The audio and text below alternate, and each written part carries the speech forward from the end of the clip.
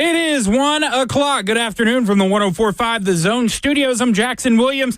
Titans down at Atlanta for day 2 of joint work with the Falcons, and quarterback Cam Ward spoke to the media after practice and had this to say about what he needs to work on prior to week 1 in Denver. I think the biggest thing I need to work on going to the game is just more reps at certain plays I haven't gotten the right amount of reps at. I got a lot of reps at the base install that Coach Callahan's put in, but just all the new little installs that he's added, just getting more reps at those so I can see different coverages. But if we have to go play a game, I'll be fully prepared with the coach staff that I have. Titans and Falcons Friday kickoff at 6 p.m. In other NFL news, the Bills and running back James Cook reached agreement on a 4-year, $48 million extension that includes $30 million guaranteed. Cook, a second-round pick in the 2022 NFL Draft, rushed for over 1,000 yards the last 2 seasons and a career-high 16 touchdowns in 2024. This extension keeps him in Buffalo through the 2029 season. In other NFL news, Brown quarterback Shedeur Sanders suffered an oblique injury in practice today and did not return. Sanders, a 5th-round pick out of Colorado, started Cleveland's first preseason game, throwing for 138 yards and 2 touchdowns. For your foundation repair and waterproofing needs, you need to visit USSTN.com. Breaking news at once on your home for the Titans and Vols. This is 104.5 The Zone.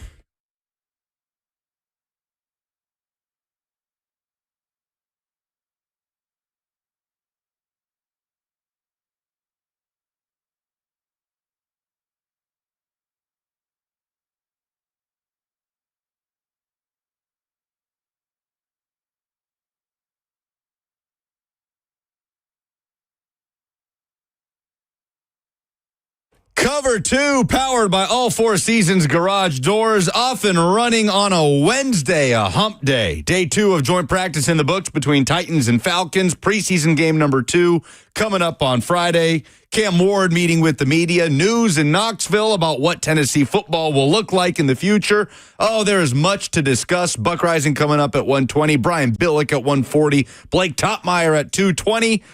So let's get right to it. I'm Lucas Panzica stepping in for Zach Lyons. Always a pleasure to be back alongside the hitman, Blaine Bishop. What's going on, Blaine? What's going on, Lucas Panzikas, man, boy? Man, boy, you took some, what'd you take, some Red Bull? You got some food in you? I want to make sure you're comfortable here doing back-to-back. I've gotten into a spot where I can drink 1 cup of coffee at 7 a.m., and pretty much be good for the day. Maybe I need another one if there's a lot going on at like 3 or 4. I've gotten into a good place. How much sugar are you putting in there? No sugar, straight, just black coffee. Black coffee. It's also like coffee. I like coffee. I appreciate it, but it's also a tool for me. Like I just want to get it down and keep it moving. Like I don't need my coffee to be sweet, to be sugary. Is that like, do you need... No. I don't. Yeah, no sugar. No, I started doing black when I was trying to help out there on the morning show, because it was like, I'm up. I'm an early morning riser, but it's one thing to be up, and then it's another to be talking and focused in on at 6 a.m. So that's when I started doing black. Yeah. I never was a big sugar, so I was, coffee wasn't my thing. So I didn't even start doing it until then. I know a lot of players actually. I took a lot of notes on players, especially veteran players that are really good. And Bruce Matthews was a all black coffee drinker before game in the locker room. Yeah. So I would try it a little bit then. I just like, oh, no way, I can't do it. You weren't a caffeine on game day guy? Nah. I was on adrenaline. Yeah. Just pure, all natural, baby. Yeah, I was having fun in the sun, man. I did take a little mixture. I don't know what was in it when Lorenzo Neal put something in his coffee. I don't know what it was, but it had my heart rate beating so fast. Right. I thought I was going to have a heart attack running out the tunnel. I really did. I was like, what the? I'm never doing that How'd again. you play that day? Well, I think I always played. Things were good. I don't know. I never felt when we lost. I always felt like I could do more. But hey, man, if you get 90% on your grades majority of the time, I think you're doing pretty good. Well, the Titans were hopped up on something today, man, because they came out. They play better. I haven't heard. In Buck's words, and we'll hear from Buck in the next segment. In Buck's words, is this true, Jackson? You think? Sure. Better but not good is what Buck told us when he. Oh, okay, better but not good. His words. I said, did they play good today? Always the pessimist, Buck Rising, as he leisurely strolled back to his hotel before spending the last segment on his own show. But They came out with some fight, though. I mean, there were some skirmishes. They had to break things up multiple times today at practice. Okay. Mainly, it sounds like Falcons offense versus Titans defense had to be separated. And I was seeing some Falcons media. So was Big Jeff involved in it? Oh, you know Big Jeff was involved in that. Apparently, Blaine, there were some that Michael Penix Jr. is bopping around in the middle of a big old pile where players are being pulled apart. You never want to see a quarterback in there, especially if you're a Falcons fan. But things got heated today at practice. Better but not good is how Buck put it. Cam Ward had some good red zone moments, it sounded like. Found Calvin Ridley on a deep shot downfield. It's interesting because yesterday... That's right, former Falcon against his former teammate, A.J. Terrell. Really good corner on the outside. It's interesting because yesterday, it felt like, Titans fans were just in real time taking in the information that the Titans were struggling a little bit. And it was just kind of fascinating watching Titans fans have this sort of slow, not realization, but re-realization, if that's a thing, of like rediscovering, oh yeah, this team's going to have some deficiencies this year, right? Training camp, when you hit the ground running with it, it's fun, it's exciting, football's back, it's all optimism, our rookie quarterback is here. And then they run into some issues in the joint practice, and you're just kind of slightly reminded, they're going to have trouble getting to the quarterback this year. They don't have a lot of receiver depth this year. They might get diced up a few times by some of the best quarterbacks in this league this season. And to their credit, it sounds like it leveled off a little bit today, but I do feel like there's kind of been this sort of, oh, right, that's right. Titans are kind of what we believe they will be this year, and that's okay. We understand where they are right now as a franchise. Well, I would say they showed that they at least have some fight. And you want to see that. Sometimes when you don't have all the level of far as talent as other teams, you can beat them in other ways, and one of them is to show that you're tougher than them.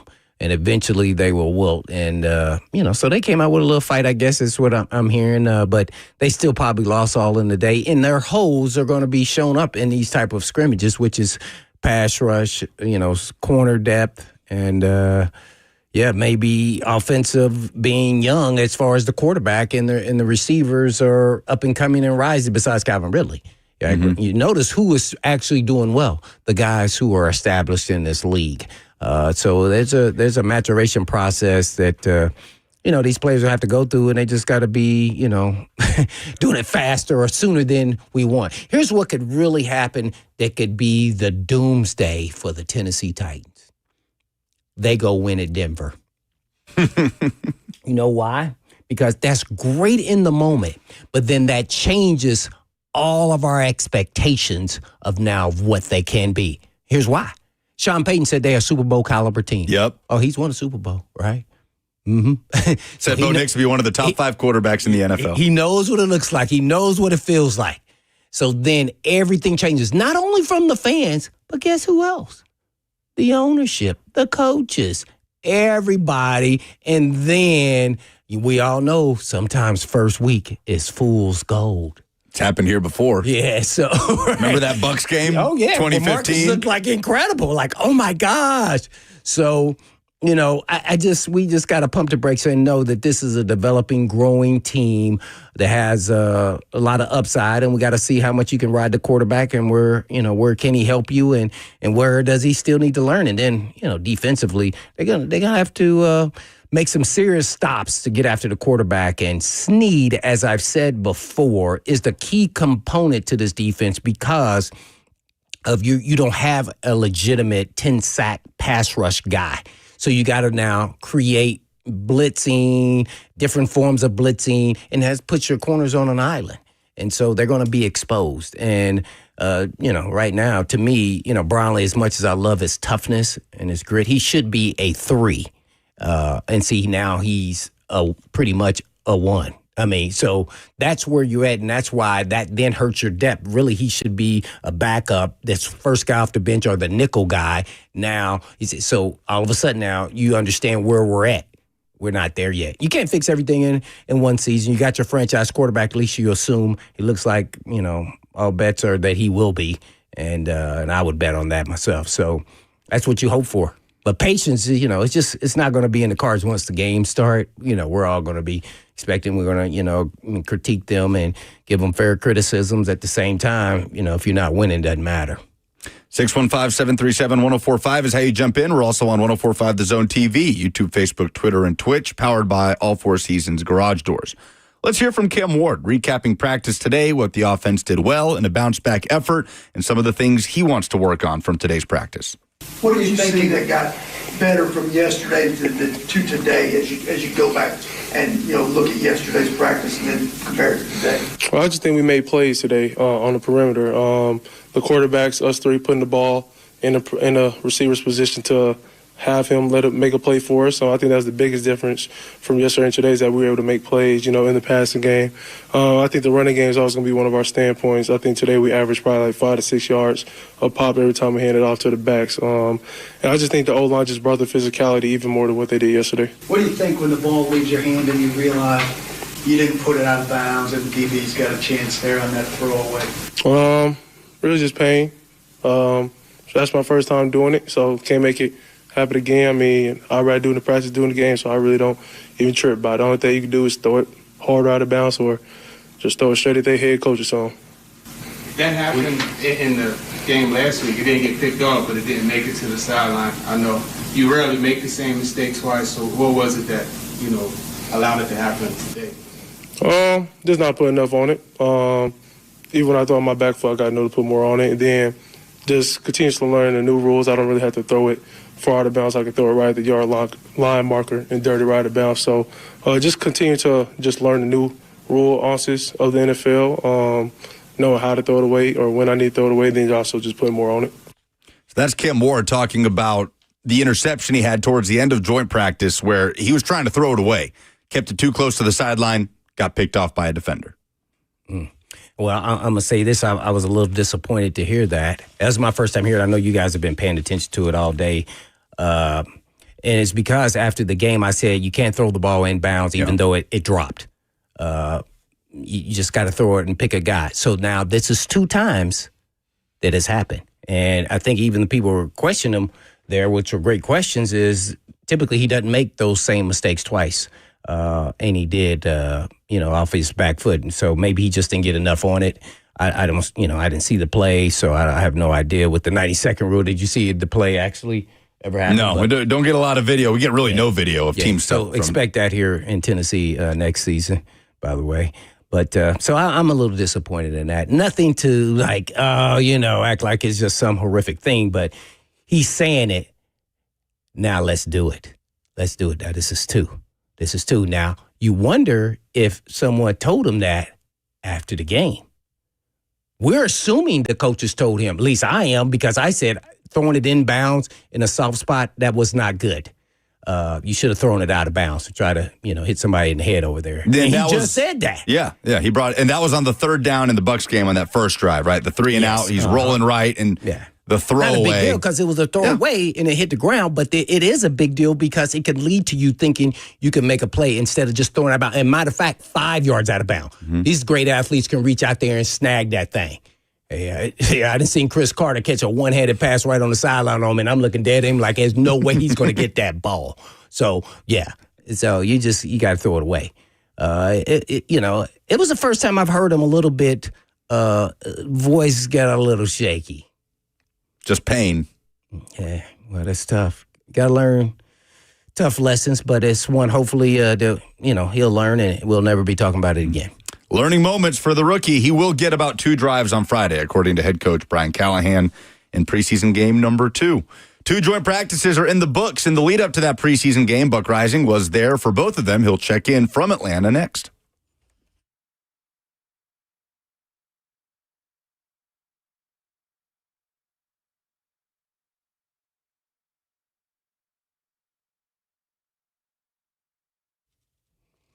Hey, it's Blaine Bishop, and listen, fellas, if your energy, confidence, and performance in the bedroom isn't what it used to be, you're not alone. But here's the truth. Masking the symptoms with pills isn't fixing the problem.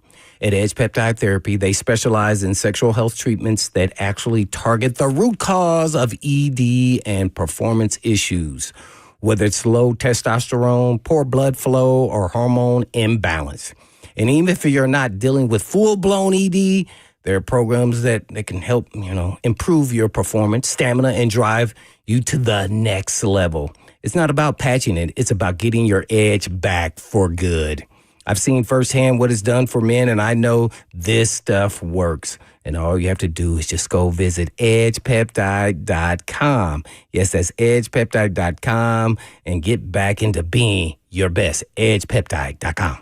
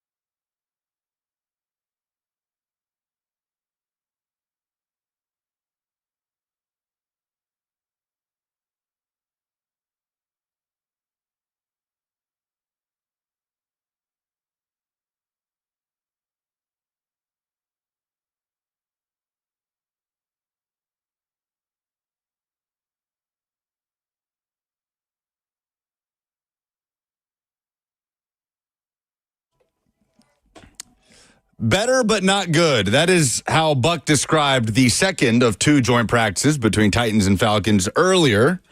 And he joins us now on Cover 2 from his hotel room. Hello again.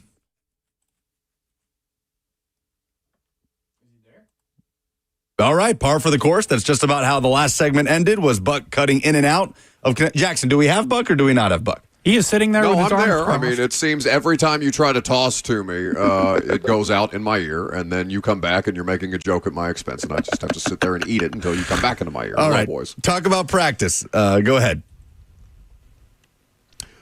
They're worse than the 2 teams that they joint practiced with. That's just kind of what it is, and they are looking to improve, and they are in the process of doing so, and how quickly they will do that. I'm not sure. We'll await to see the results of it. Yeah, Blaine, it's going to be like this the entire interview, unfortunately. No, it's going to be great for 3 hours of radio tomorrow and Friday too. Oh, much less. I'm doing Fox tomorrow and Friday too, so I'm sure the national people will love that. I'm just kind of like, I'm at peace with the idea that they're not going to be a great football team this year, and that they're going to have to that they're going to have to take their licks. Now, I don't know if a coaching staff is going to survive that or not, which is a different question. But they're very much in the process of trying to improve incrementally. Whether that's good enough for ownership remains to be seen. Well, I mean, I thought, I said this to Lucas over there, the worst thing could happen, and I know this is going to sound crazy, that they beat the Denver Broncos. Now, I know that's hard for you to imagine that, Buck. But reason why? Because then the expectations would change. And we all know that crazy things happen in week 1.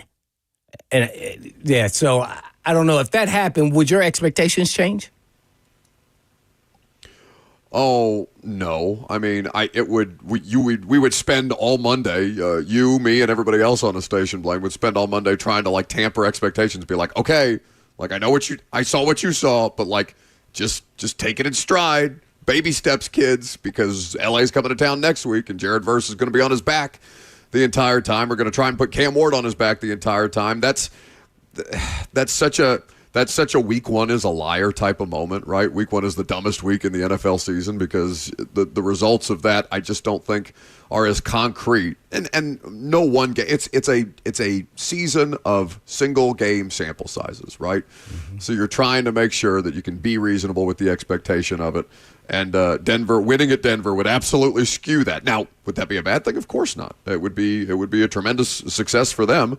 But then people would expect them to come back home the following week and do it against the Rams, and I just don't know if that's realistic, right? Mm-hmm. Now, no doubt about it. Now, you were there. I just don't know if you were there live with the interview with Cam Ward when he was asked about the interception that he was trying to throw it out of bounds. Kind of take us through that play, because we all saw the play during the preseason game versus Tampa Bay, and he threw it inbounds, and I kind of was, razzing him a little bit about that because it could lead to an interception. Don't try to keep it in bounds for what?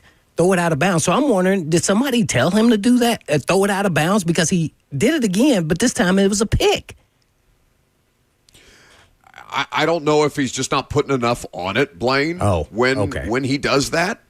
Because, he's not renowned for having the strongest arm in the world. Now, that becomes a liability if you can't.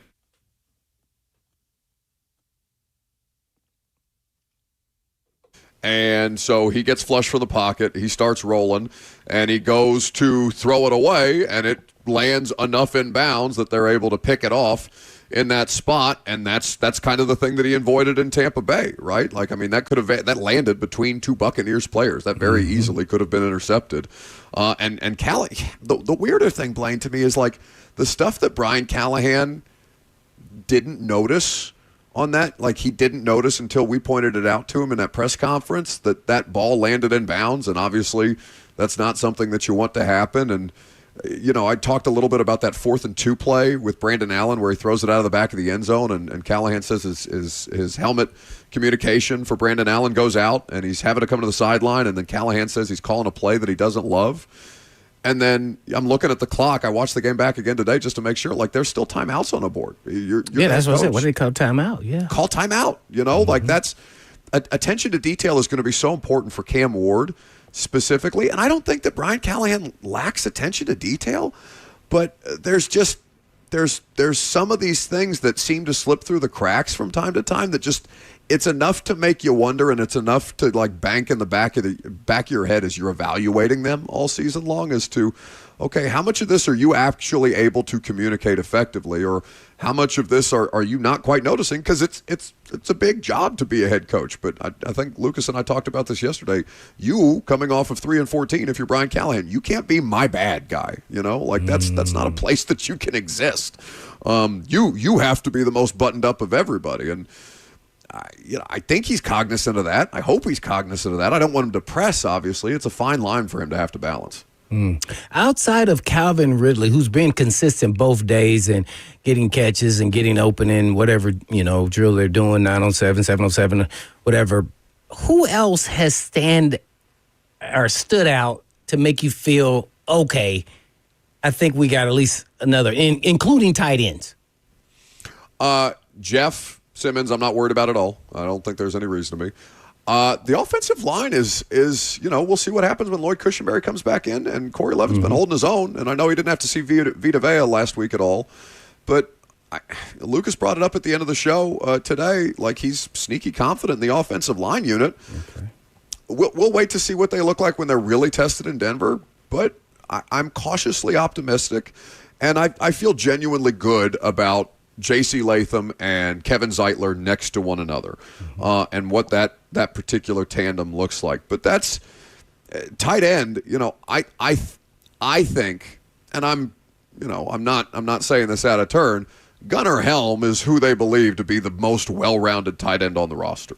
Now, how soon we start to see that manifest in terms of like his reps with the ones versus him having to go out there and catch hospital balls from Brandon Allen.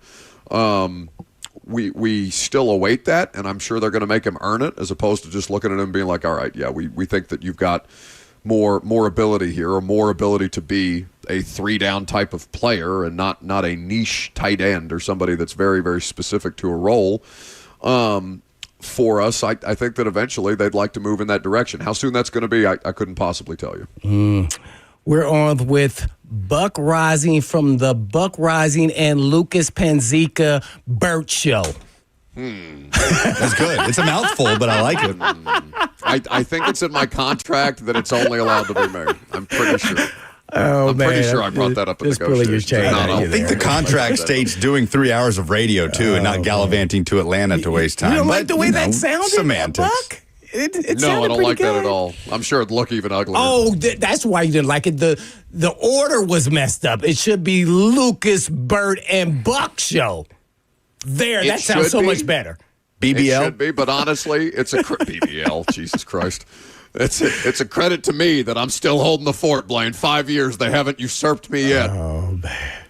Doors are locked when you come back, buddy. The practices, or the skirmishes that broke out during practice today. Clearly, the Titans came out with a chip on their shoulder, trying to kind of restore the competitive balances after the rough joint practice yesterday. But kind of what led to some of those skirmishes? Was it all Falcons offense against Titans defense? And how much did it kind of take away from practice versus, show some fight from the Titans side of things? Lost him for a second. All right, we'll see if we can get Buck back. There he goes. All right, go ahead. We're not privy to their game script yet. Just assume that I'm going to come back without, acting like it's going to be okay. Well, dead air is not good for 7 seconds. So it's not 7 seconds. It's 2. You're dramatic. I know that your butt's tight about sitting in the big chair, but you're going to be okay. I'm sorry that you have to see this play. And usually this is reserved for our 3 hours. We're going to play. Seeing it live is different than hearing it on the radio. Next time he drops, we're going to do a count. We're not going to say anything, and we're just going to count. And if the FCC finds us, it comes out of Buck's pocketbook. I'm exhausted. Nobody says pocketbook. You're 80 years old to say pocketbook. So the defensive player said it did not distract from their productivity. I'll take their word for it. Okay, well, we'll leave that to the coaching staff to evaluate. It was Falcons offense versus Titans defense in at least 3 of the 3, 4, 5, 6. Special teams unit. 6. All right. No, 6. Get out that was 6. Titans special teams unit. We are counting on the air. I'm sure that's good. I only saw the 4, and 3 of them were Titans offense or Titans defense versus Falcons offense, and I think that's because they were getting beat, and the Falcons are chirpy, like they're out there talking. And the Titans didn't take that kindly, and the fact that they're showing some fight there, I think, is kind of what the coaching staff's looking for, but they're also looking for them to not get beat. You mentioned the pass rush was able to create some sort of noise today against Michael Penix Jr. Like, what DEFCON level are we at this point? Based on what you saw today, like just what happened today on the practice field, if you knew nothing about the Titans pass rush, you didn't know any of the players, you couldn't name a single pass rusher in the NFL, and you showed up to this joint practice, how would you walk away feeling about the Titans pass rush? Oh, bad. But, I mean, that's... everything is relative to expectation. What do you expect them to be? Like that's what I think fans have to ask themselves. What do you genuinely expect them to be? Jeff Simmons is compensated like one of the best players in the NFL. Okay, Jeff, go out there and perform. The rest of them are just a bunch of dudes right now, and they're content to be patient with Femi Oladejo, who's not yet popped, but they need to have as a contributor in 2025, but I don't know what people are viewing this pass rush prism through, because it was one of the worst units in football last year, and they didn't really add that much juice. Buck Rice checking in from Atlanta after joint practice. Well, Buck, lastly, everybody on the chat is wondering, has Callahan said anything about when Snead will return? He keeps saying sooner rather than later. Also, I'm informed that Lucas did not turn his microphone off to do that tease. Jackson, you little snitch. On. You know what? It plays both ways. All right, bud. Why don't you count? So why don't you turn around, sit in a corner, and count a little longer? Quit wasting Blaine's time and answer the damn question. L'Jarius Sneed is listen, Blaine. I think genuinely, if their cornerback depth wasn't so bad that they would think about cutting bait, and I'm not. I don't think that I'm out of pocket by saying that, but like their cornerback depth is so bad that they have no choice but to wait on him and to hope that he comes back and plays at a reasonably high level. Like even if it's not to the expectation of what his contract says he should be, they are not good beyond McCreary and Brownlee. And Brownlee's still, Brownlee's still a second-year, fifth-round pick. Like that's a lot to put on that player. And I know they're all pros, and he's carrying himself like he's a team leader, and I think he is. But they have no choice but to just hope and pray and wish that this guy gets back sooner rather than later. And I don't and that's the company line right now. They're just kind of waiting around, and even when he's like available, Blaine, what does that look like for L'Jarius Sneed? Because it's not like he practices. Yeah. Well, yeah, we all know we don't know what we don't know until we see him practice. Well, I have to ask you one more thing. You talked about the offensive line, and I have too, and I've said, hey, they've looked solid. Watch this. 2 first-rounders and 3 free agent signings. They better look good. And the best offensive line coach in football.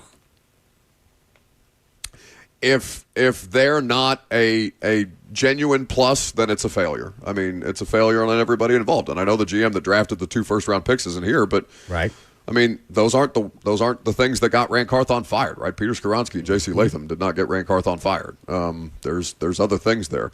Lloyd Cushenberry, maybe it's the amount of money in total that they spent, and we'll see what Lloyd looks like coming back.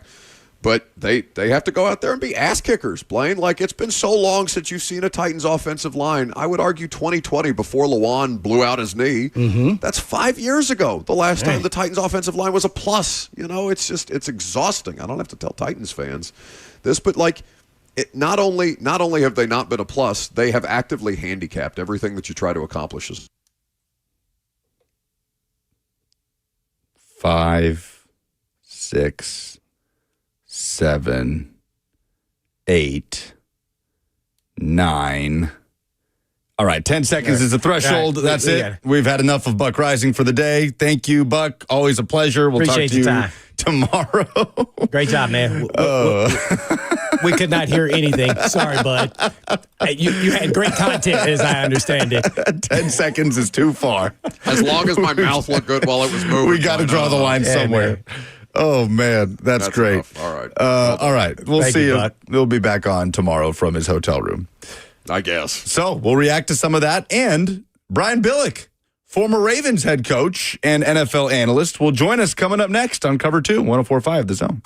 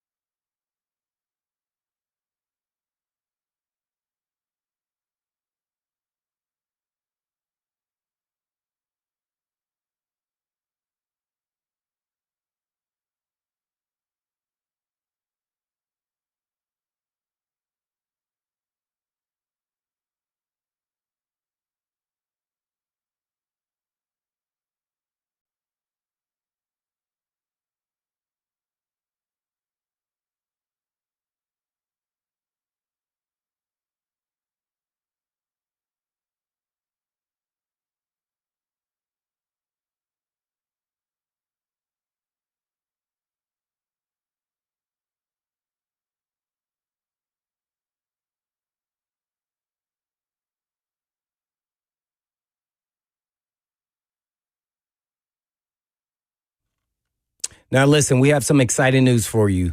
For many of you who have lived here a long time, you already know Eurofix has been in Middle Tennessee area for your European car repair needs now for over a quarter of a century. And we've all gotten to watch them grow. And I love watching a hometown business take off. And now we're proud to announce the 5th location in Mount Juliet for Eurofix on Mount Juliet Road, right across the street from Dairy Queen. And Eurofix can serve you in Franklin, Hundred Oaks, Murfreesboro, Belmead, and now Mount Juliet. So pretty cool getting to watch a small town mechanic starting in the barn of a backyard of a single wide trailer and now grow to 5 locations repairing thousands of cars each month.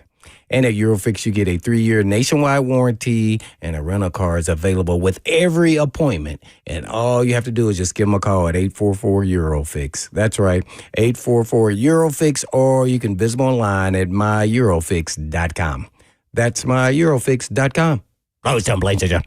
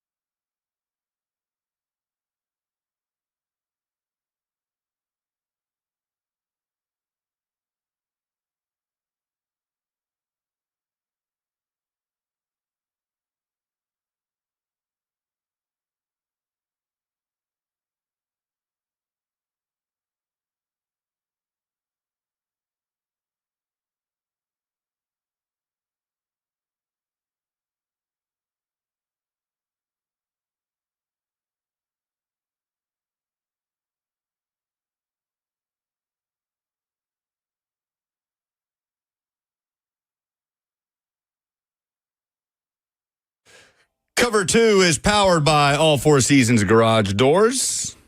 Lucas Panzica with you, filling in for Zach Lyons alongside Blaine Bishop. We're hanging out until 3 o'clock, breaking things down from Titans joint practice. Buck, for the parts that we did hear him, letting us know what happened. Brian Billick is scheduled to join us in this segment. We'll see if we can get a hold of the former Ravens coach, talking some NFL storylines, impressions of Cam Ward, and some cool stuff he's doing with some new tech in the football world. What do you feel like is the general, and I don't want to get into the, national media disrespecting the Titans. They don't talk about us, this and that.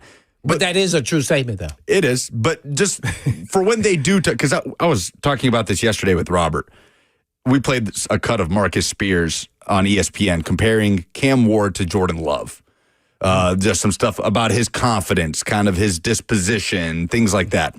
And I think it's the most interesting thing that it's true that, people say he's the least discussed number one pick quarterback of all time. It could very well be true. Well, no, Shador, who was a 5th-round pick, even on our show with Blaine and Zach, I mean, we're talking about Shador more than any other drafted guy outside of Cam Ward because we were covering the Titans. I mean, so, how does that happen even? But it's the strangest thing, Blaine. I feel like when he is talked about, though, he is talked about in the most glowing way possible. Oh, that's just true. I have not found a Cam Ward hater out there yet.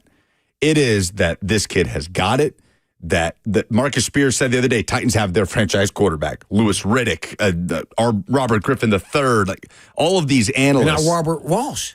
And Robert Walsh. The 5th. The most prestigious of them all. Are in love with the kid. In love with him anytime they do talk about him. But he's just kind of over here. But when he is, it's just the most interesting conundrum, Blaine, that I can't quite figure out about Cam Ward.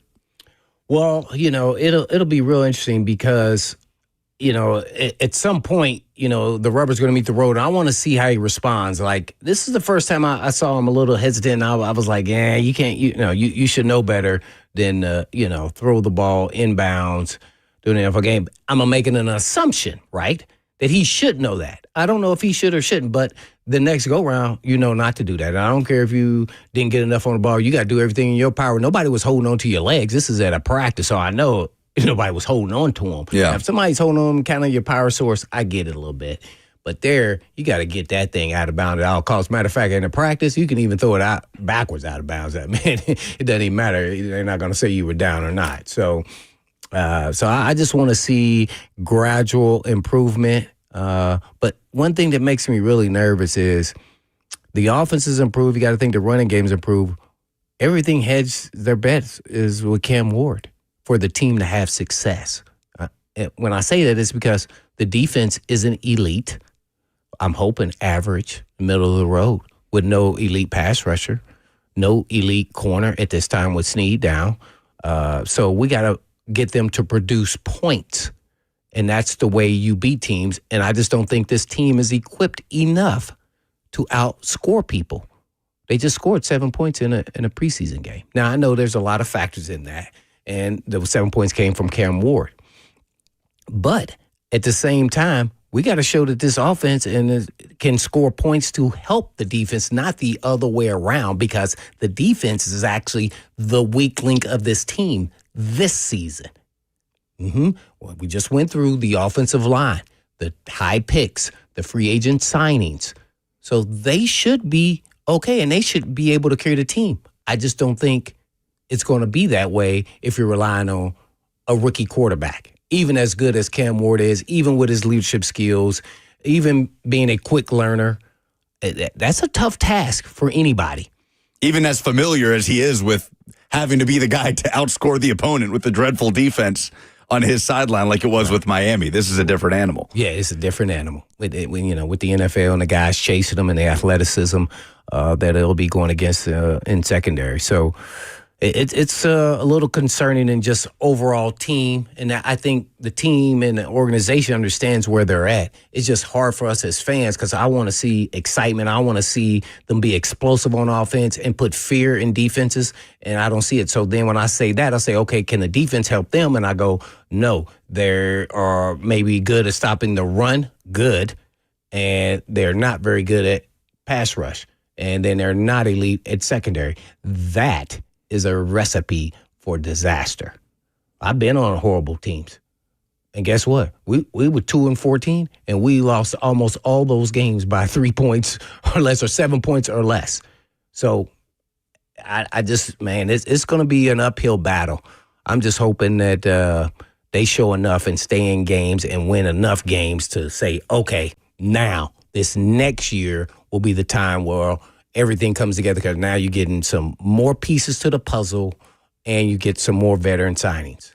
Then now the team should be pretty good. Do you think this Titans roster in 2025 is better or worse than last year's roster? Top to bottom. Ooh, that is a good question, because I hadn't thought about that. I was wrestling with that. For some reason, that came across my mind this morning, and I was like, I feel like that's a hard question to answer. Because I would say, I think it is hard to answer, because I say offensively, I think they're better. Defensively, I think they're not. Yeah. Because they don't have Landry, even if he was a 1B, they still don't have a 9-sack guy on their team. None of those guys have ever had 9 sacks. Yeah. In their NFL careers. So I would say defensively worse, offensively better. I tend to agree. Yeah, that seems about right, which almost makes it a push, right? And last season led to what it led to, and you can point to whatever you want to point to on what the cause for that was, but the reality is 2025, results-wise, could be slightly better, if not very similar to last year. But there is a situation where the context of those results are completely different on the other end than last year. When you go 3-14, Blaine, and you're getting blown out every game, and a lot of it is due to horrible offensive line and quarterback play, it's hard to manufacture that hope. Mm-hmm. But when you win 5 or 6 games, that's not that much better record-wise, but you do it with the context of, I compare it a lot, not to say this is an organization that you want to live up to, but I compare it a lot to what the Panthers did last year. They had 5 wins last season. Mm-hmm. They were close. The back half of the season, they're losing in overtime to the Eagles. They're taking the Chiefs to the last possession. Bryce Young is playing the best football we've seen him play since he was drafted number 1 overall. At the end of the season, if you told any Panthers fan back on the day Bryce Young was drafted, hey, at the end of year 2 of Bryce Young in Carolina, 5-12, here are his numbers, they'd say bust. I guess we're looking for a quarterback. That's not the case. Panthers fans are pretty happy right now about where things are headed. They feel like they have a quarterback, and now they're trying to build around it. And we'll see how it works. Mm-hmm. But I think there's a reality where the Titans season in 2025 feels very similar, where it's in that 5-6 win range. You're in games, which you weren't last year, and the quarterback situation is a plus, where you can see the progress throughout the course of the year, and you can, at the very least, finish the regular season having a conversation with the fellow Titans fans and saying, but hey, I think we got a quarterback. Mm-hmm. Those results aren't very different, but the context around it can be night and day in how you feel about the football team heading into 2026. Yeah, so I'm, got to have an open mind. I'm interested to see how the organization, how patient they will be, because ultimately, when you get on the field, even the players, I'm sure all the players believe they can win every game. It's almost impossible. You're just trained that way, and not knowing all the deficiencies really with your team and the holes, and they can't fix them all. I think Cam definitely can be a franchise quarterback, that he's shown that, at least as far as mentally. Everything else has to come physically. He has to go through those lumps. But I'm concerned with I guess I'm going to call it project with Femi. And this is because when I see him in games, practice, he looks pretty good. Like, I could say, oh, okay.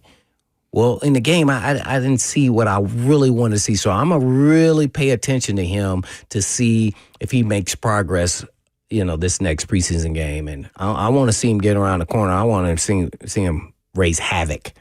And I don't see that. And for them to really understand what kind of project this is, I just don't know if I would have went down that route. Now, there was other players available, but they had some sketchy backgrounds, let's say. And they went the safe route. 6-1. Got to make sure you can survive, whether you're in an organization or coaching staff.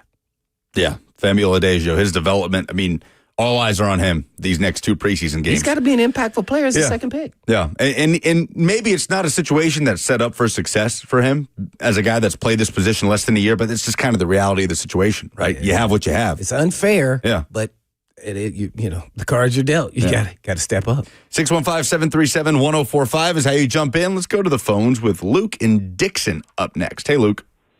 Hey, guys. Hope you're having a good afternoon. Yeah, I just wanted to weigh in real quick. It's an interesting debate. I agree as far as the offense and defense goes, but how about the improvement in special teams we've already seen with John Bones Fossil? I mean, how refreshing was it to see, you know, the opening kickoff and they're able to you know, tackle the opposing player and not have a bust for 40 or 50-yard kickoff return.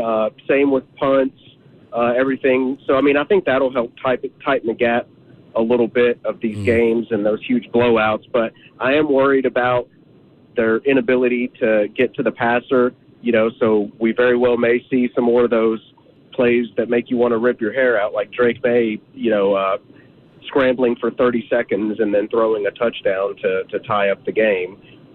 So if we can't get after the passer, these games are going to get out of hand if the defense can't get off the field. But hopefully the special teams being a lot better will at least close that gap a little bit so that they can be competitive and have a chance. Thanks, guys. Yeah, thanks for the call, Luke. Yeah, great point there by Luke, man. I have reason why I haven't talked about special teams. I wasn't ever concerned once they hired Fossil, like, because I know his reputation in this league and what he is, and he's one of the best. So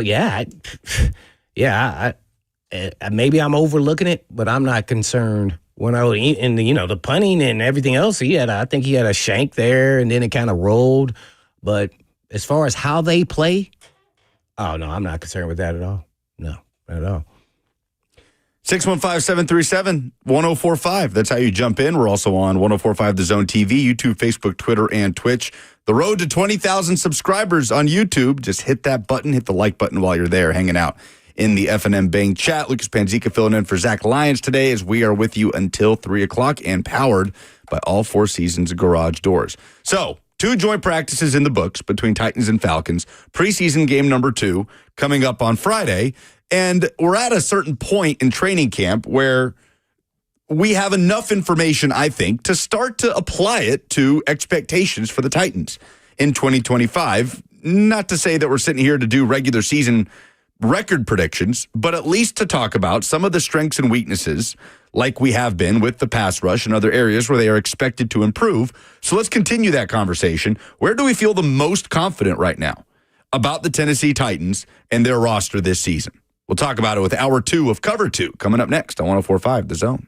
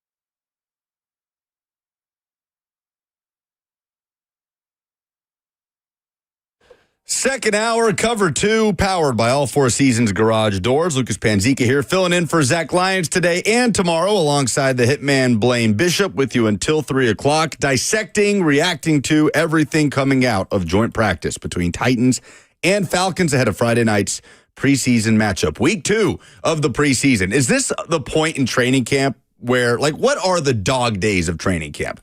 Is it early in July, when it's as hot as it's going to be? Is it around the midway point where that you're really starting to feel the grind and you just want to get to the season? How would you describe the dog days of camp? Well, the dog days of camps, I started when it was 2 a day. So I don't think my dog day Different version discussion. of what theirs is a little different. Like, I really literally thought I was going to die. Maybe that's how they felt when they first got to Atlanta. All jokes aside, I mean, a guy from Indiana going to Texas Heat was a whole awakening call for training camp. Yeah, Houston Heat. No, we had training camp in San Antonio. Right, okay. But it's still Texas. I was going to say, I feel like Houston Heat is even a different category from just Texas and the Heat. I think I lost about 15 pounds. I didn't tell him I was lying on the scale, and you had to weigh in before and after practice. Yeah, man, it was at Trinity College, a small school there. Man, I had never. It was the first time I actually. And I don't know if it's the same now, just because it's the way it's structured as far as practices and everything. But it was the first time I thought about, man, you know what? I may not ever play football again. Yeah. That first. Yeah, that 2 a day. I'm not talking, the 2 a day. I'm not talking As a about pro. mini camp, OTAs. Yeah. I was, yeah. But when it got to that, it was different. It was different. The physicality, the players, the awakening call to now you're no longer the best player on the entire team. You're one of the players on the team. To get ragged out or your butt kicked, it was an occurrence that just happened there, and you like, man, it's kind of a wake-up call. I don't care if you went first round or last round. Mm-hmm. It didn't matter. It was an awakening, and you either had to rise to that or you was going to go home. And, it's just, and some guys aren't capable of rising to that. And it's maybe your talent isn't able to. Everybody has a talent level, and how far can you push it? And then push it to the limit.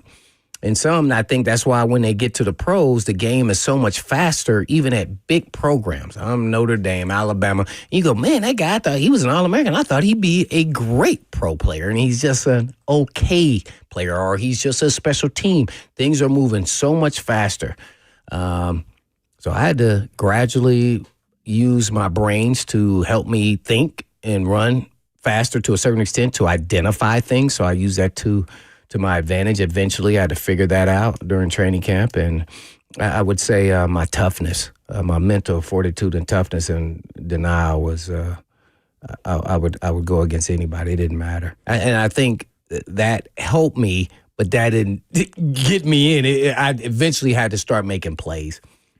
And, I had to have a conversation with my mom, to be honest, because it was the hardest thing I ever had done. I had called my mom, and she was a tough, what, and she was like, "Hey, who gives a crap? Like, really? Like, nobody thinks a kid from Ball State, from where you came from, Had nothing to lose. had nothing to lose." She said, "What do you have to lose?" I said, "This stuff is hard here, man." And she says, "Only the cream of the crop rise to the occasion. If not, you can say you gave it your best shot." And after that conversation, it really kind of helped me relax. Then I started like playing like I had nothing to lose. I mean, I was getting my butt kicked a couple times, and then I started saying, "Let's line that back up." Mm-hmm. And the coaches started looking around like, "Oh, what happened?" And then, you had to rise to that intensity level to play, and then that hence was born the Hitman. And I did not give myself that name there, Jackson. Someone gave it to me. Like, that's how nicknames are created. You don't make them up. Yeah, you can't be giving yourself They nicknames. do. Yeah. And it was because I was no longer going to continue to get my butt whooped. That was no longer going to happen. I made a stance. I said, this ain't happening no more. And that's what happened. So then, hence it became what it became. There you go. A 10-year career. Yeah. Well, 4-time Pro Bowler too. Pro Bowl, All Pro. Yeah. And matter of fact, that was never the goal. I was never trying to. I felt like I should have made my goals even higher, but I didn't. I never made any goals as far as that was concerned.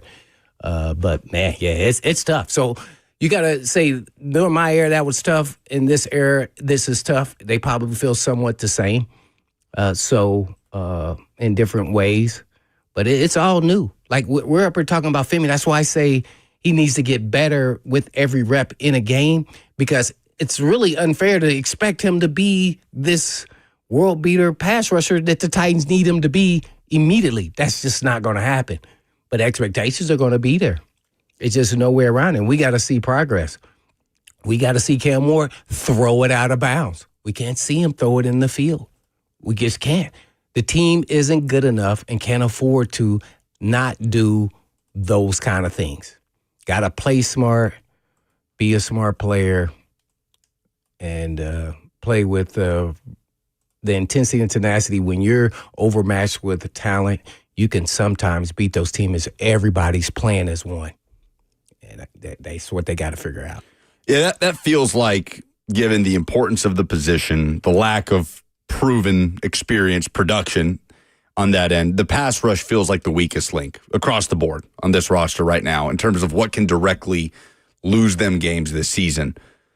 But it won't be viewed that way when they throw the ball. They're going to be viewed as that corner who got beat on that long pass. Yeah, I know you know that. I've been one of those guys. But on the flip side of that, where are you the most confident right now with this team? Offensive line. Isn't that crazy to say? Because I think I agree with you. With the personnel that's there, with the person that's in charge of it, and the information or lack thereof that we have in the first half of training camp. Blaine, 3 joint practices now against 2 teams with good defensive players. You know, Falcons pass rush is young and has work to do, but defensive-minded head coach and experienced defensive coordinator and Jeff Ulbrich that is throwing stuff at the offense in these practices. And we understand the personnel on the other side that the Bucs have with Vita Vea and Yaya Diaby and Hassan Reddick. We haven't heard a word about the Titans' offensive line. Not one word. It hasn't even been brought up over 3 joint practices. You couldn't have a better positive when you're talking about offensive line play in training camp. Yeah. Well, I'm excited. I just want them to be able to control the game. And everybody, we're talking about the defense. The defense is the weak link, and sometimes you go into seasons where one side of the ball is better. They need to control the clock, and then when they need to throw the football and just say, we got to win by throwing, Cam Ward's got to be flawless most of the time. We know he won't be all the time. And those receivers got to step up. I just believe the offensive line is going to protect enough, and I think they'll be able to continually run the ball and have a 1,000-yard rusher. So where can that get you if your defense is, let's say, ranked 20th? Just a little outside of the middle of the road. I think that's the best you can ask of them. And then the offense is going to have to put up 28 points consistently. I don't know what they averaged last year. I know it was in like the teens, right? 17. I don't know what it was, but they cannot do that this year. That's asking a lot from a rookie quarterback. Titans were able to run the ball. It's really the only thing they were able to do last year offensively, right? And with what they didn't have, the threat that they didn't have in the passing game, it's almost remarkable that they were able to do what they did in the run game.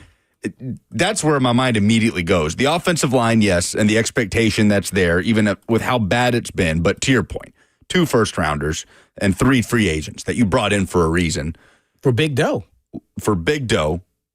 Led by the best offensive line coach in the game. Like, there has to be a level of expectation there. They have their feet under him now, the ones that are carrying over from last year with Bill Callahan and the language and terminology. And we talked, Buck and I, with J.C. Latham just the other week about just how beneficial that is to have had his rookie year as that crash course under Bill Callahan and not feel like... That's my favorite player. I haven't said that yet. Latham? Yeah, he's my favorite player on the team. I love how he speaks. I love how he goes about his business, how mature he is, and how he plays. He don't miss a button on mine. And he's tough, and he'll do whatever it takes. Now, that means you're going to win all of them, but I think I can go to battle with him. It was quite the offseason for him. I mean, talk about physical transformation. Right. Well, he did what, it's a tough transition, but he had to learn what he needed to learn. Quick learner. Oh, I need to lean out. They should have left him at left tackle. I still think he's the best tackle on the team. In the way that they use pass rushers now, they move him around. Only thing about the left side, if you're the left tackle, is it's the blind side. So you don't see the pressure coming. You got to feel it. Well, Cam Ward does a great job. He has great pocket presence. That's evident. That is, he's blowing Will Levis out the water with that. Now, Will Levis's arm strength is blowing him out the water. I would say Cam is a lot more accurate. So, and his leadership skills. So ultimately, he's the better player. Yeah, and that's where the most attention is going to be this season, is with Cam Ward. But in terms of what this team will be best at from the jump, like from week one, I think offensive line play is where I am too. But where is Denver Broncos defense? Weren't they one of the better defenses? I'd say they're the best defense in the NFL last season. They were the best? By many metrics. Jackson, is this true? Led the league in sacks. There's a lot of I'm sure we can debate the merits of one over the other. Barton. They did. That's true. And then they lose another player? They added a safety, Huafunga, and Dre Greenlaw. Yeah, from the 49ers. Yes. Jahdae Barron out of Alabama. Oh, did they? That defense, I think, is going to pick up right where it left off. I'm not sure I totally disagree with Sean Payton when he says that this team is a Super Bowl contender this year. I understand why he's going to say that, but if Bo Nix takes that leap, that second-year leap, yeah, that feels so in the cards for the Denver Broncos to just be in that discussion. Like you talk about in the Pat Mahomes era, I don't think there's been a more realistic shot to knock the Chiefs off the perch of at least of winning that division. Something they haven't even really been challenged in. I can see a scenario where the Denver Broncos are AFC West champions over the Chiefs this year. Dang, I mean, man, that's high praise from Sean Payton, man. Wow. Okay, Bo Nix was 376 passes completed out of 567 attempts. So he had 3,700 yards and 3,775 yards and 29 touchdowns and 12 interceptions. 93 passer rating. Bo Nix, if Jaden Daniels isn't the supernova that he was last year, Bo Nix runs away with Offensive Rookie of the Year. So, watch this. Do you think that's the question? Cam Ward can exceed these numbers, 3,775 yards and 29 touchdowns and 12 interceptions. So what do you think his numbers are going to be? And Bo Nix didn't miss any games, did he? I don't think he missed any games. And Bo Nix was slow out of the gates.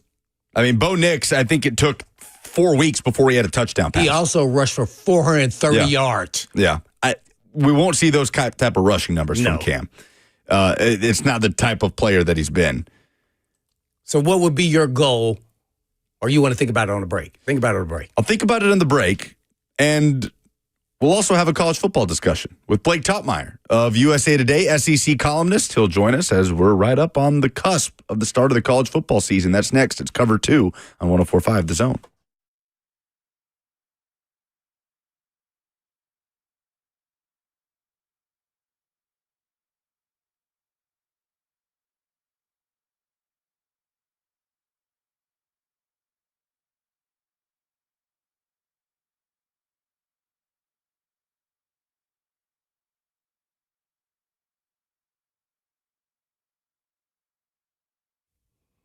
Let's talk insurance. King and Associates Insurance.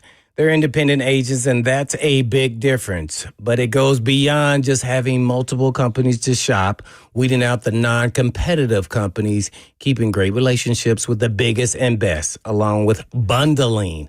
But unfortunately, life happens, and they get it. So here's a true story about my friend and coworker that switched from a previous independent agent and got better coverage on his home and its contents, even his automobiles, and he had flawless communication. A true champion in his corner. After his 16-year-old daughter's accident, they saved them thousands of dollars and thousands from an independent agent who was overcharging him for years. So you can make the switch and save and do much more than that. But don't make the switch because he did. Switch because you should. As a business, family, or individual, make the switch to King and Associates Insurance. And I'm sure you have some good use for that extra dough, that money, you save right there. All you have to do is just give them a call, 615-321-8121. That's 321-8121. That's tkinginsurance.com.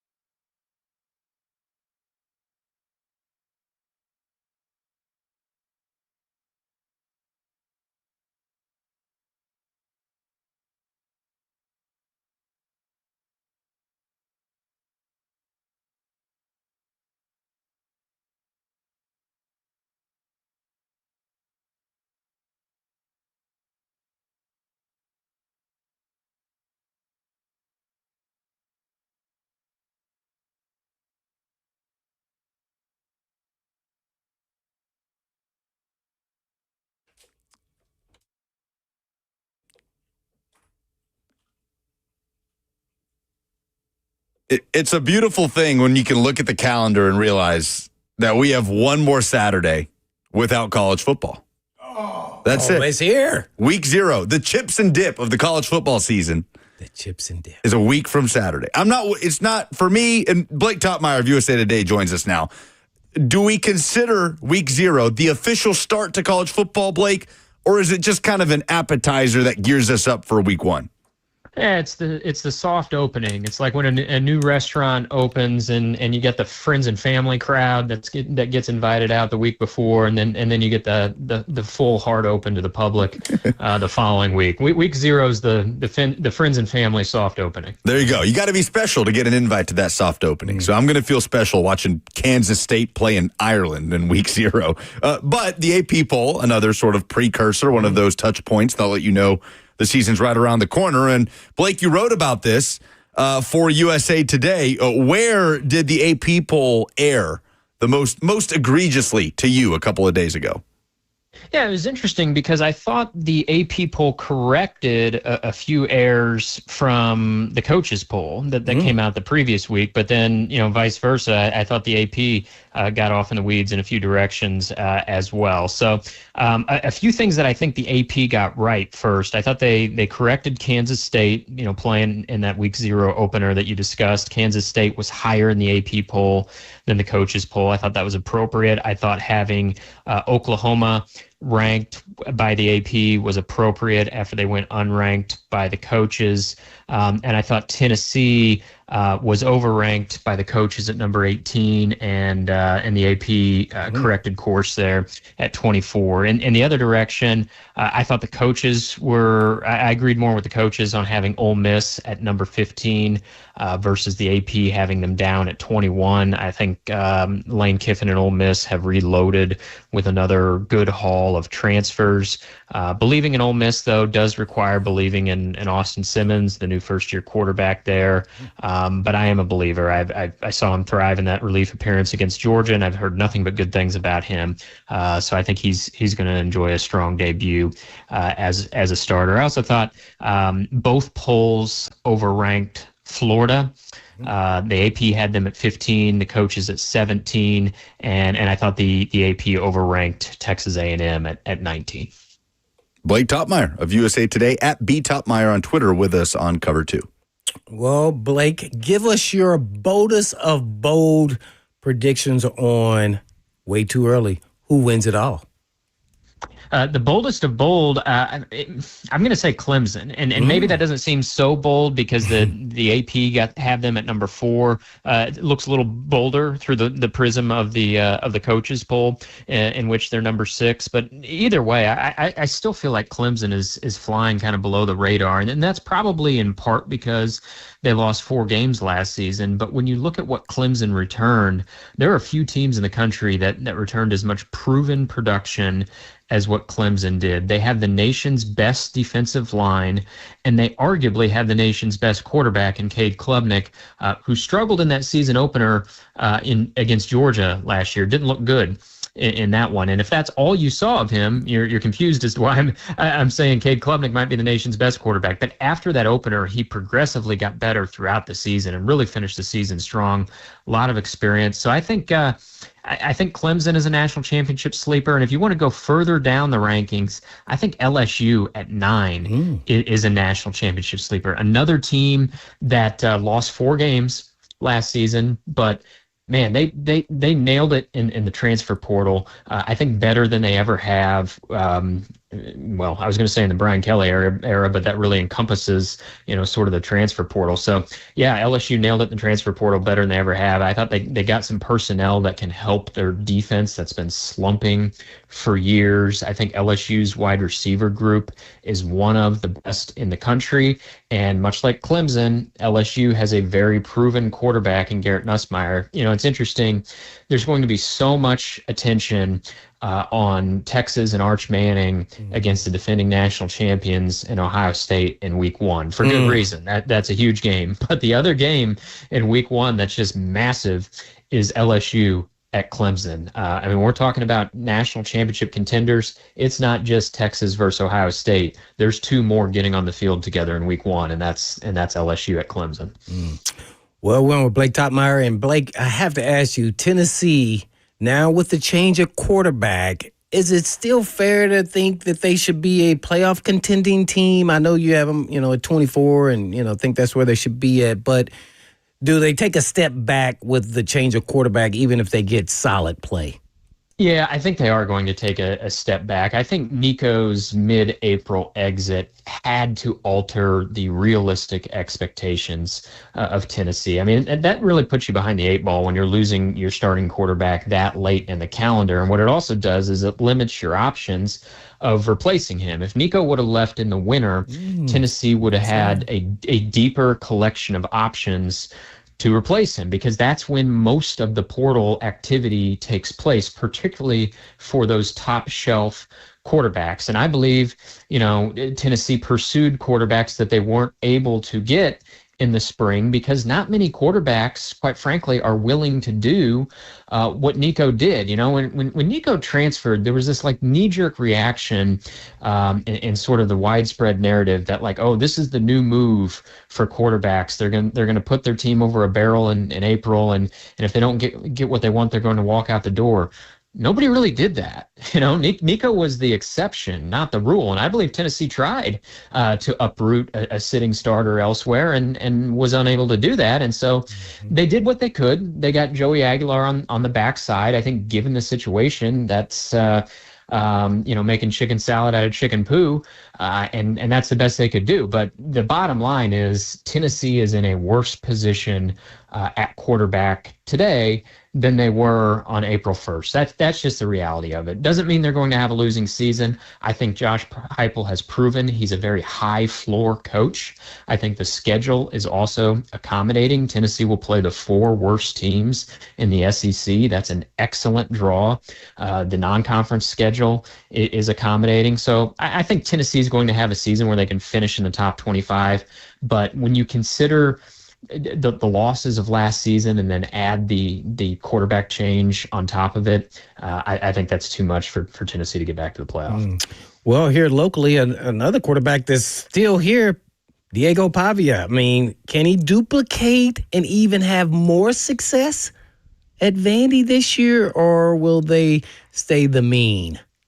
Yeah, I sort of think they're going to stay the mean. They're not going to sneak up on anybody this year. I think they've lost that advantage. Last year, I do believe most of us, probably a lot of the teams that were stepping on the field against them, were sleeping on Vandy, and they're not going to have that this year. In fact, Diego Pavia is making sure nobody's sleeping on Vandy. He's going far and wide, going on any show that'll have him to tout Vanderbilt's credentials as a national championship contender. And credit to Pavia, because he's managed to do that with a straight face, which is no easy task. But yeah, I mean, I don't think Vanderbilt's gonna fall off a cliff and go back to being 2-10 Vanderbilt. But are they going to be able to take it to another level? I don't think so. I think we sort of we saw Vanderbilt's best punch last year, I think, with this group, and it was a pretty good one. And I think they can repeat that, and they can get a couple teams in the SEC this year, just as they did last year, taking down the entire state of Alabama and beating the Crimson Tide and Auburn. I think they can land a few punches, but yeah, taking it a step further, the cocksure quarterback there in Nashville would disagree with me. And hey, I love the attitude. I think that's an attitude that Vanderbilt needed when they brought in Diego Pavia. So I can't criticize that. But looking through the prism of realism, like I said, I think we saw Vanderbilt's best punch last year, and they might repeat that. But I don't think it goes to a higher level. One more here is you mentioned Texas SEC versus Ohio State. Which conference is better? There's a lot of talk. I know Big Ten is kind of top heavy. SEC is, top to bottom, the best conference. But head to head, what conference is better? Well, it's interesting because what conference is better positioned to produce the national champion? I think you might be able to argue that once again, it's the Big Ten, because you have Ohio State and Penn State sitting there in the top 3 in the rankings. Both those teams, Ohio State, the defending champions, they've reloaded. Don't know if they're going to be quite as strong, but they're not going anywhere. They're going to be in the hunt. Penn State, They returned a bunch. They were in the semifinals last year. They're going to be in the hunt. I think Michigan's going to be better. I think Oregon's maybe going to take a small step back. Illinois, I think, will be a playoff contender. But I think at the top, when we're talking about national championship contenders, the Big Ten's in just as good of shape, if not a little bit better, but just as good a shape, I'd say, as the SEC. But I agree with you, down ballot, the SEC is stronger. The issue is with a 12-team playoff, it really doesn't become about who's got the better middle of the conference or who's got the better bottom third of the conference. If that was a conversation, that'd be great for the SEC. But it's really about who's got the 3 or 4 or 5 top teams that are most appealing to the playoff committee. And I think last year that was the Big Ten. That could flip to the SEC this year. But when I see 10 SEC teams ranked in the AP poll, I mean, that does create a bit of a scheduling minefield. Take the case of Illinois and Florida, 2 teams that are very close to each other in the rankings. I believe Illinois will play, I think it's only 2 ranked teams during the season. And I think Florida will play 7 preseason ranked teams during the season. I mean, Florida and Oklahoma have the 2 toughest schedules in the country. And so you have 2 teams close in the rankings, Florida and Illinois. One of them, Illinois, has a schedule that's tailor-made toward a playoff run.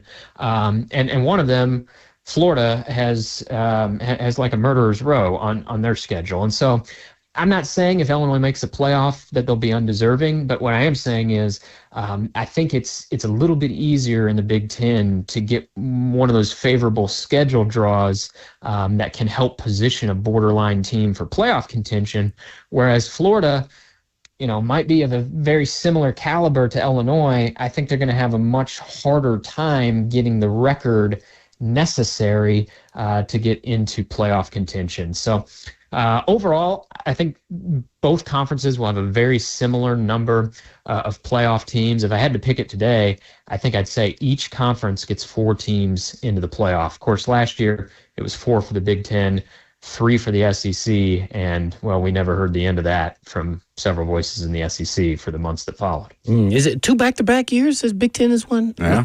That's right. It had 2 back-to-back, and if they go three-peat this year, you'll never hear the end of that from Tony Petitti. Oh my! National College football columnist for USA Today, Blake Topmeyer. Well, and while we're on that subject, Blake, of teams with that sort of outside path into the playoff, I keep coming back to Oklahoma this year out of the SEC. I just kind of have this fascination with them. Obviously, with John Mateer coming over from Washington State, that Brent Venables defense, the roster that Jim Nagy is putting together there as the general manager, an All-American running back in Jaden Ott. There's just so much to like about that roster. Now, this, I don't even know if we can call it a scandal, is hanging over it with Venmo Gate and John Mateer sending these transactions with the caption sports gambling 3 years ago and having to put out statements and scrub his Venmo. What do you make of Venmo Gate as a whole, as ridiculous as it sounds coming out of my mouth, and just Oklahoma in general and the type of path that they could have when you think about best case scenario for them this year? Yeah, if I'm an Oklahoma fan, I wouldn't say this Venmo Gate's a nothing burger, but in general, I'm less worried about the quote unquote scandal and more worried about the schedule. I think it's the schedule that's standing in between Oklahoma and the playoff. If there could be a 9-3 team to get into the playoff, I think Oklahoma would be near your top of the list of contenders when you look at what their strength of schedule is going to be after navigating that gauntlet that they have in front of them this year. So there's a chance there, because I agree with you. I think they've upgraded their roster. As we've learned in this day and age of college football, what happened last year really doesn't matter too much anymore. So never mind that Oklahoma went 6-7 last year, and by Oklahoma standards, let's face it, that was a truly miserable season. But that doesn't matter anymore, because they've retooled. You're right. They brought in a really good quarterback and John Mateer, who needs to stay off Venmo, and they bring in Jaden Ott, who was a former star in the Pac-12 at Cal, and I think this is just going to be an altogether different Oklahoma team. To me, if you're looking at SEC teams that have the biggest gap between what their ceiling and floor is, Oklahoma would be near the top of that list. Like, I juxtapose that to Tennessee, where I think they have a very narrow gap between their ceiling and floor. I don't think Tennessee's going to be an abomination. They're a high floor program under Josh Heupel, but because of what we talked about at quarterback, I think they have a cap on their ceiling. Oklahoma's the opposite. I'm very interested by their roster overhaul. I think they have the potential to be a high ceiling team, but they also have the schedule to be, with that schedule, you could go 5-7. If some of these transfers don't pan out. So one of the most interesting teams in the SEC, no doubt. I think it's Oklahoma. Blake Topmeyer, SEC columnist for USA Today with us on Cover 2. Well, lastly, top 3 quarterbacks, your prediction in the SEC, and will one of those be a Heisman finalist? Yeah, I think there could be 2 Heisman finalist quarterbacks from the SEC because I think this crop of quarterbacks in the conference is loaded. Top 3, I think the top 2 for me are Arch Manning and Garrett Nussmeier, and I would hear arguments flipping them either way. If you want proven production, you go with Nussmeier. People focus on the interceptions. Yeah, he had too many of them. He also threw a lot of passes last year, so you have to keep that in mind when you look at the interception number. You factor it in as percentage of throws, and it starts to look a little better. He's got a great arm. He does need to improve. And he became at times a little bit too easy to read for defenses, but he's got all the tools and he's got better receivers this year than he had last year. I really like what Nussmeier can do heading out the door here at LSU. And I'm a believer in Arch Manning, and I know that's a long line of people, right? We're not the only ones in that line, but we are in that line. I think I don't know if he can live up to the hype because the hype has gone so much off the rails. What would he have to do to live up the hype, right? He'd have to be Joe Burrow. But I think he's going to be the real deal. And so some order of those 2 at the top, Manning and Nussmeier. And then it's sort of a 3-man competition for me as to who's number 3. Is it DJ Lagway at Florida? Injuries are a concern there. Consistency is a concern. He's a big play waiting to happen. I love his upside and his big play ability, but the injuries are cause for concern. You have John Mateer, the transfer at Oklahoma. He was great at Washington State. I kind of want to see him do it in the SEC first. I think he'll be able to, but I do have a little bit of pause there just because we haven't seen him yet in this league. And then the other option is Lenore Sellers at South Carolina. I think I would take Sellers at number 3. We've seen the most of him, and he consistently got better last season throughout as the year progressed. He can do it all. I mean, whether it was beating Clemson with his legs, whether it was beating Missouri with his arm, he's a true dual threat. And I think it's possible he was just kind of scratching the surface, especially early last year. Like I said, got better as the year went. So I think Lagway and Mateer in the conversation, but I would go with Lenore Sellers from South Carolina at number 3 behind Arch Manning and Garrett Nussmeier. And I would say 2 SEC quarterbacks will be in New York as Heisman finalists. Kind of refresh my memory. The SEC, how should they go about making sure they get the most teams in the playoffs after this season, right? Is that when it changes? Yeah, so it's up in the air after this season, the format. Right. And I think the best case scenario for the SEC, which is not going to happen, would be like a 16-team all at-large bid. No automatic bids. I think that would be best for the SEC, but that's not really a plan being pushed. There's going to remain, I believe, at least a minimum of 5 auto bids. And so given that knowledge, I think the best solution for the SEC, and the one that they have now thrown their weight behind. They took the long road to getting there, but they've thrown their weight behind the 5+11 plan, which means 5 auto bids for the top 5 conference champions, and then 11 at-large bids. So it's really the playoff we have now, the 12-team playoff, but just adding 4 extra at-large bids. And it's interesting, if you would have had that playoff plan in place last year, the Big Ten would have remained at 4 bids. That's what they got last year in a 16-team playoff, 5+11. They still would have only got 4 bids. The SEC, though, would have gone from 3 bids, which they got in 12-team playoff last year, to 6 bids. They would have qualified 3 extra teams if the playoff had been 16 teams instead of 12. And I think that's really a sweet spot for the SEC. Adding 4 extra bids and having them decided in the at-large selection process, I think they can hang their hat in strength of schedule, and I think that unlocks the door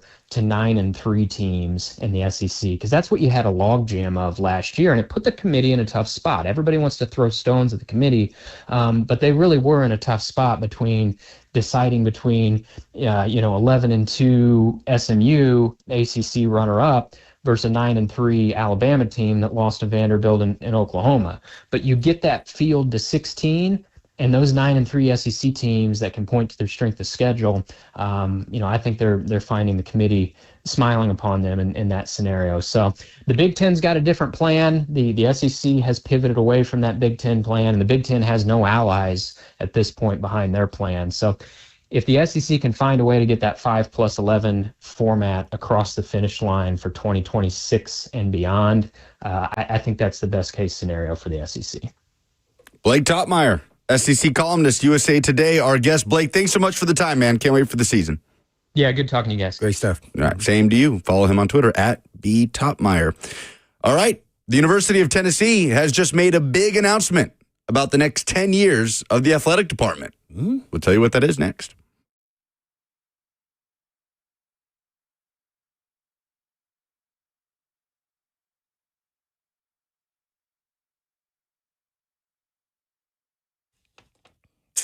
I've been talking about Tennessee Orthopedic Alliance for years because they're the leading experts in sports medicine and performance and the team physician for the NFL, college, and high school athletics across Tennessee. And TOA provides sports medicine coverage to more high school and college sports teams than any orthopedic group in the state of Tennessee. They have 29 locations throughout the state and over 100 physicians throughout Middle and East Tennessee to take care of all your musculoskeletal needs. And TOA has 11 urgent care locations with walk-in availability 7 days a week. They offer direct access to sports medicine and performance, physical therapy and nutrition, personalized rehabilitation plans to enhance mobility, reduce pain, and improve overall physical function for patients recovering from injuries or surgeries. And TOA also offers sports performance training, a specialized program designed to enhance athletic performance, provide tailored training solutions for athletes at all levels. So please check out their services at TOA.com. Yes, that's right. For more information, go to TOA.com.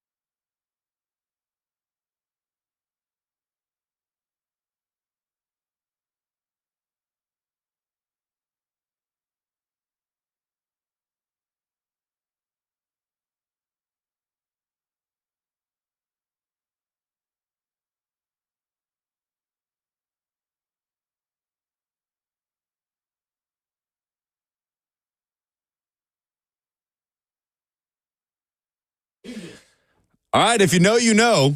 With the bumper coming back. A newsy final segment here under a stormy Nashville. Cover 2, powered by All Four Seasons Garage Doors. I asked for it. Everyone be safe out there. Storms came through last night. My goodness. Oh, man. And I can sleep through any thunderstorm. It woke me up. And then the light, boo. It stormed last It was night? lighting up, man. Oh, It was my like, goodness. July 4th out there. That crack of thunder, I mean, the way it jerked me awake, I don't think it's been a long time since. But anyway, I think we're going to have that tonight. You did one of those. No way.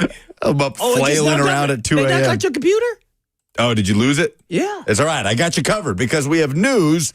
Tennessee Athletics has officially announced a 10-year deal with Adidas as the official apparel provider for the Vols and Lady Vols starting in the fall of 2026. Nike is out.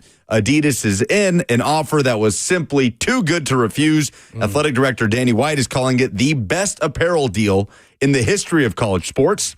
Adidas Vice President of North American Sports Marketing, Chris McGuire, saying, quote, Adidas is establishing a new standard for investment in NIL with this partnership that will sustain UT's powerful athletics program as the university continues competing for championships for years to come. The reality is the money was literally too good of an offer to refuse. So what was the money? What I have seen, Blaine, is $20 million a year. Ooh, what was it before? About 5. I was going to say 20. What Adidas has offered is about 4 times more than what Nike had with Tennessee. Oh, Adidas was determined to get back in with Tennessee, and they've done that.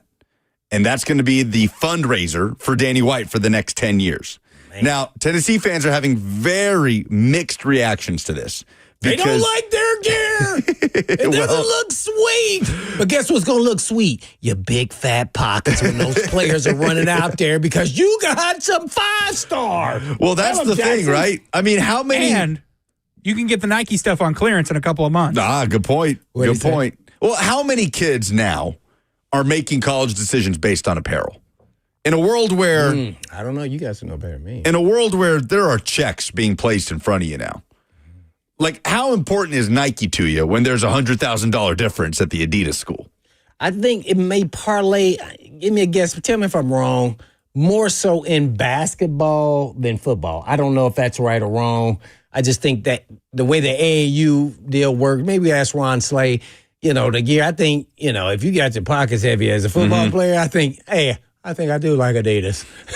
So they go get me a Benzo too. Oh yeah, that's nice. I'll give my buddy Lucas one too. I've talked about this before. How far are we from players getting their own individual apparel deals? Yeah. I mean, how does that necessarily work in the NBA? Where players have their shoe deals all over the place. Like, how much does that have to be in line with team apparel? The team would have the league has a uniform provider. Right. I think in college football, the team or the university would have a uniform provider, and then the players have individual shoe deals. And if you're not your walk on is going to wear the Adidas shoes because he doesn't have a shoe deal. Right. But if Nate Ahmed has a Nike deal, he would wear Nike shoes with the Adidas uniform. Okay. And we could be very close to something like that. But for right now, this was a no-brainer for Tennessee Athletics. And I also liked the Nike look better. And I know Tennessee won a championship with Adidas in the 90s, but uniforms were a lot different in the 90s than they are now. Like, you can do more with uniforms now. I feel like they're more, custom made for the program, for the team. I did not like the Adidas look that Tennessee left to go to Nike. I liked the Nike look. We'll see what it looks like. But don't you like that national championship if you get it? Exactly. In Adidas I like the money. gear. You would not be talking about the gear. They can wear Converse gear if they're going to win a championship. I don't give a damn. They can wear Shaq's brand. They can wear Hoka. I don't care. This was a business transaction. This is a business decision by Danny White. Follow the money. And Tennessee did that with Adidas. And again, an offer that they just couldn't refuse. On the way out, that's not the only news of the day. The Titans, according to Jeremy Fowler of ESPN, plan to claim linebacker Brian Asamoah off of waivers. Former third-round pick of the Vikings, 2022 out of Oklahoma, was released yesterday. And Tennessee, of course, is first in the claim order. And it sounds like they're going to bring in Asamoah, Blaine, and I guess inject him into this linebacker competition where it felt like James Williams had been in the driver's seat throughout the course of training camp to start next to Cody Barton. Cedric Gray got some reps with the ones today in joint practice. I like what I saw in the game. Played well in the game last Saturday in Tampa. And now Brian Asamoah in the mix. So a starting job that was wide open at the start of camp felt like it was in the direction of James Williams holding down that job in the first 2 weeks. And now it feels like it's being broken wide open again. Where is Otis Reese? Is he injured? Or did I He's out there. Yeah. Oh, he's out there? Yeah, he's out there. But it's hard to imagine Otis Reese winning that job. He's gonna play for the Titans this year. I'm not talking about him winning it. He may not make the roster. They bringing in third-round picks. Sure. I don't know. It's going to be an interesting battle. Only Williams or Gray is going to win it. And then who's number 2? This guy they just brought in? Brian Asamoah. We'll see when he gets to hit the practice field and starts to get ingrained with the Titans. And we'll break it all down tomorrow from 1 to 3. Blaine, always a pleasure. Always. And in the meantime. In between time. Peace.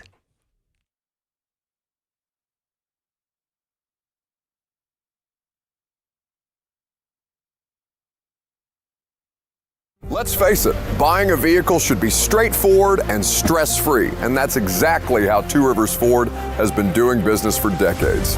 This locally owned dealership has a non-commissioned sales team whose only focus is to find you the right vehicle at the right price without the pressure. So you'll actually have a fun car buying experience. Great prices, easy financing, and a non-commissioned sales team. Two Rivers Ford, the South's most trusted Ford dealer.